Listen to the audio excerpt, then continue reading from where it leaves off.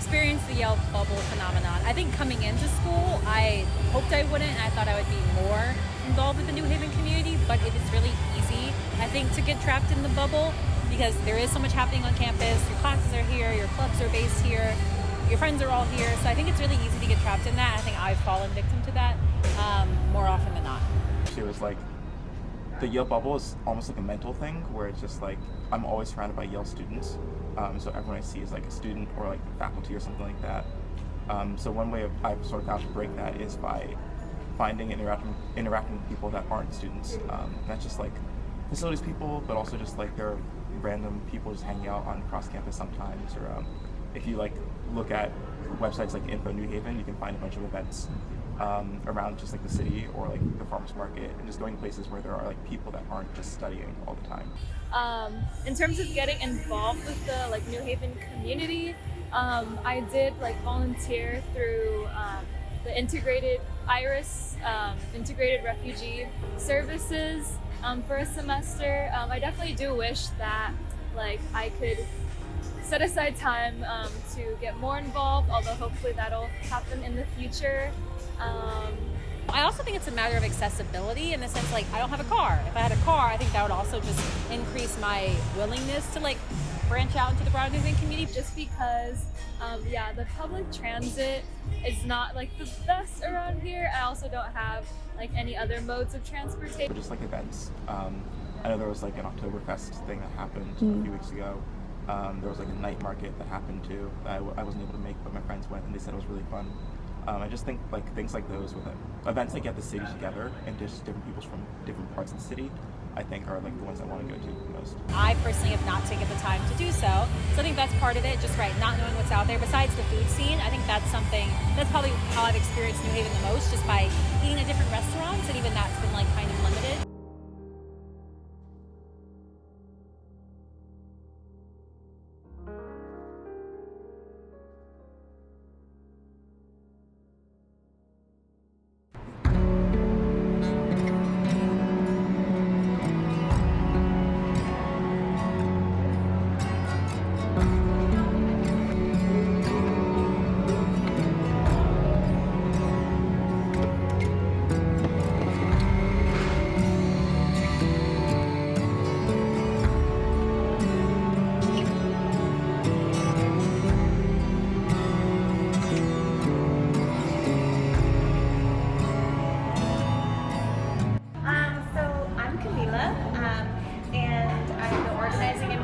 Director at Havenly.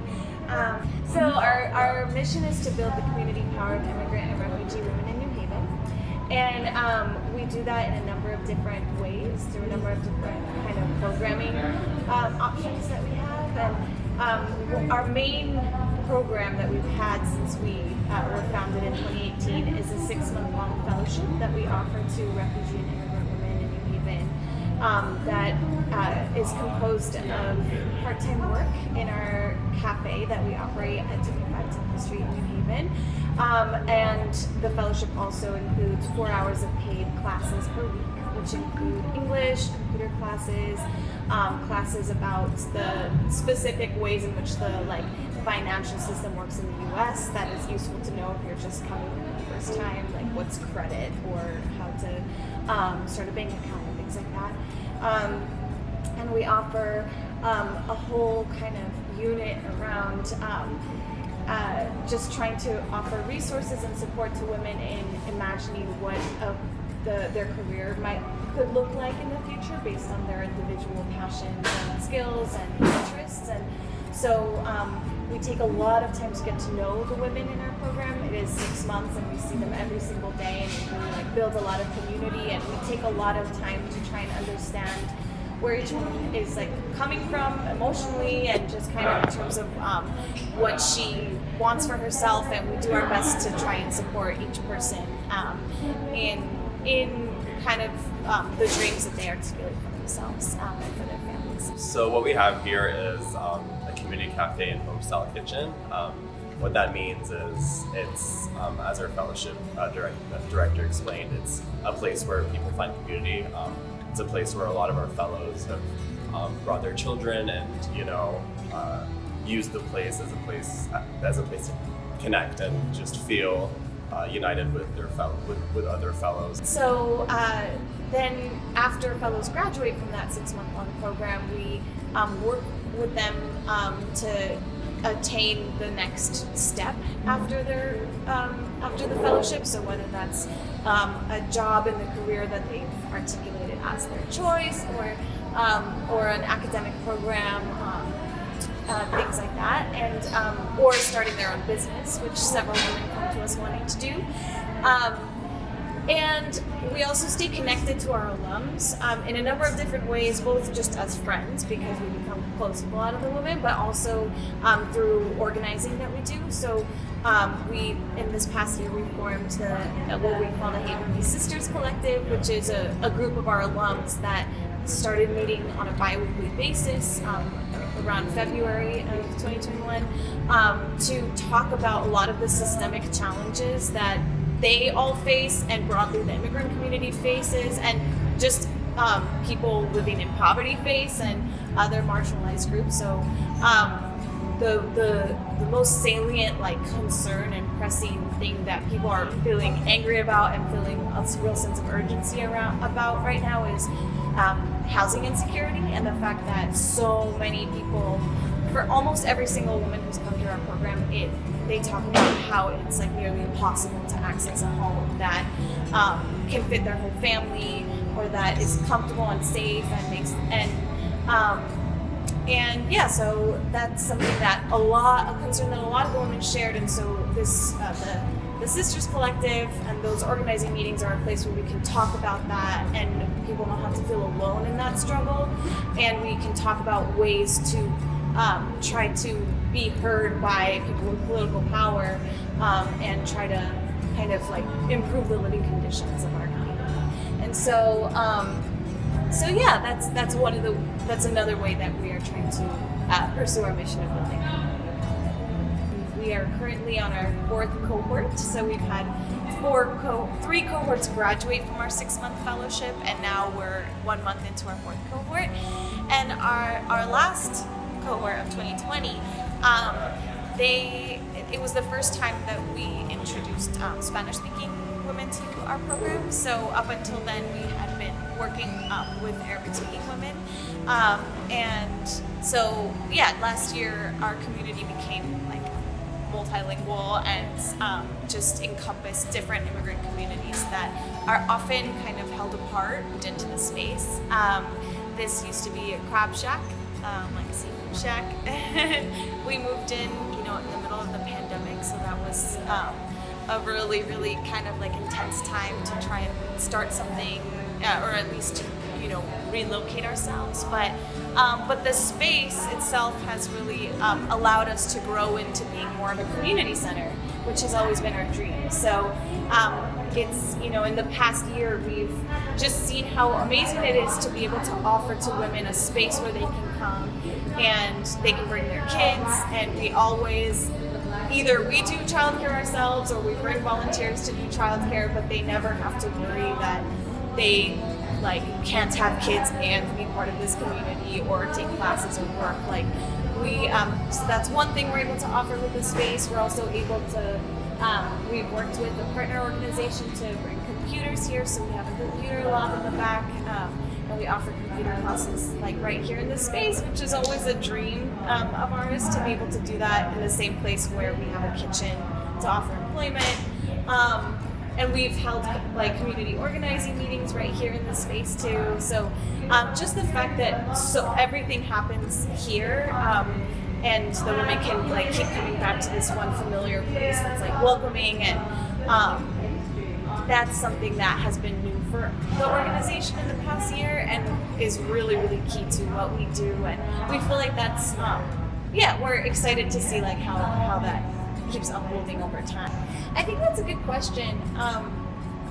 Because I think it's a good question because a lot of people ask us just primarily did women get a job after the program, or did women, but those are really not the only markers of growth over time or well-being or anything like that. So what's almost more important to me and to us is whether women seem to or talk about feeling better over time and feeling more confident themselves, and really, and I guess to answer your question, we definitely see we just fellows who graduate and seem to just kind of like take up more space when they walk in the room, or like, and I think that happens when you get connected to like other people who you can speak to and develop trust with over time. I think it's like a healing experience to just get to know new people who you see on a regular basis for 6 months and like build relationships and trust.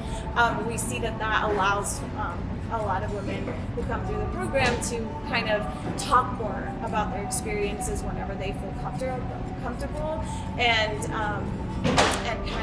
then it's like really exciting when you see them like supporting each other, or sharing tips or advice or resources with each other, and like for me that's a sign of like confidence and a certain level of like well-being, is like being able to offer something to someone else, and like kind of just creating like a system of a network of support among themselves. So I think we definitely like, it's really awesome when we do see just like how self-confidence grows over time.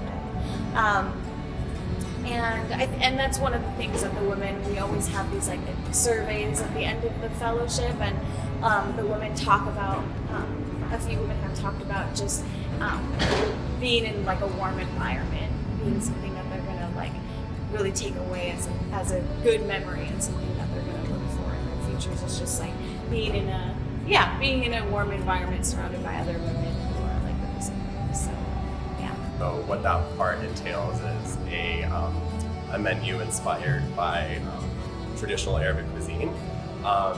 A lot of the food here are the recipes of our head chef Nida. Our head chef Nida is originally from Baghdad, Iraq, and she came here and she just wanted a better life for herself. And eventually, this project came to fruition. The full story can be found on our website. But what we try to do here is basically modern spins on Arabic food, and every day we improve our menu. Ultimately, it all has its origins in what Nida cooks for her children.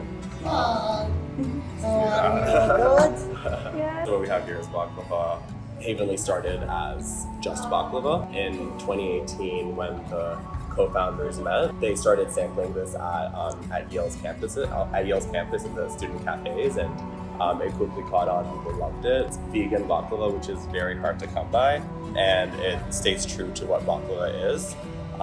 And it's Nida's personal recipe.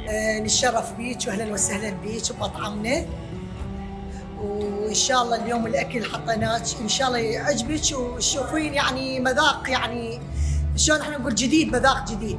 فنبلش بالبرياني. هذا البرياني يعني مكونات الرز والبازاليا والجزر واللوز.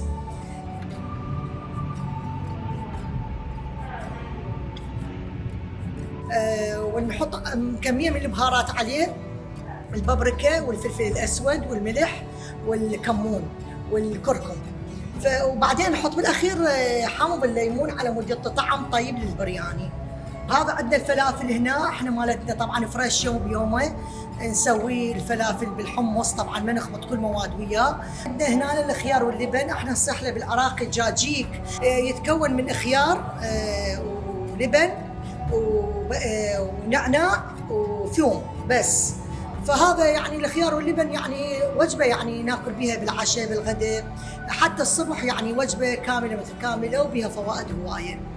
وهنا نجي على البقلاوه بعد هي ما يعني اساس المائده، يعني اذا واحد من ياكل لازم يحلي بقلاوه. فاكو اشكال، اكو اصابع عندنا، اكو بقلاوه مربعه واكو بقلاوه مثلثه. فالبقلاوه عجينه ونحطها، احنا نسويها بالعاده بالجوز، ما نسويها بالفستق. الفستق نسويها على حسب الطلب يعني، لان اكثر الامريكان هنا عندهم حساسيه من الفول السوداني من الفستق، فالعاده نسويها احنا بالجوز. وبدهن الكوكونات اويل، يعني دهن جوز الهند، على ما تكون صحيه وتكون خفيفه، يعني ما تكون دهينه. نسوي الان بالبيت وبحياتنا يعني الجدول مالتنا الاسبوعي يعني البيض والطماطة العفو والبطاطا هذا احنا يوميا يعني ناكل يعني الصبح لازم يعني البيض ما ناكله صافي، لو ناكله ويا البطاطا لو ويا الطماطة لو ناكله ويا البقدونس على مود تكون يعني بروتين ويكون قوة، لان احنا يومنا طويل وشغلنا طويل فرادنا فطور قوي على مود نقدر نقاوم ويصير عندنا طاقة. هذا البيض والبطاطا انا يوميا يعني اسوي كلش يعني احبه، فهذا المنيو كله من بيتي يعني في اشياء بتسوي للبيت الاطباق؟ اي للبيت يعني انا اسوي اطبخه، بس اريد اتمنى محلنا يشتغل وزباين هوايه عمود بعد اكثر المنيو لان اكو اكلات ونرجع على عصير البرتقال هذا عصير فريش يعني كل تدخلات ما بي، ناخذ البرتقاله نقشرها ونحطها بالماكينه وكل اضافات ما بيها براسه يعني مركز لا مي ولا شيء بس على الثلج على مود يتبرد. فهاي مجموعه اكلنا.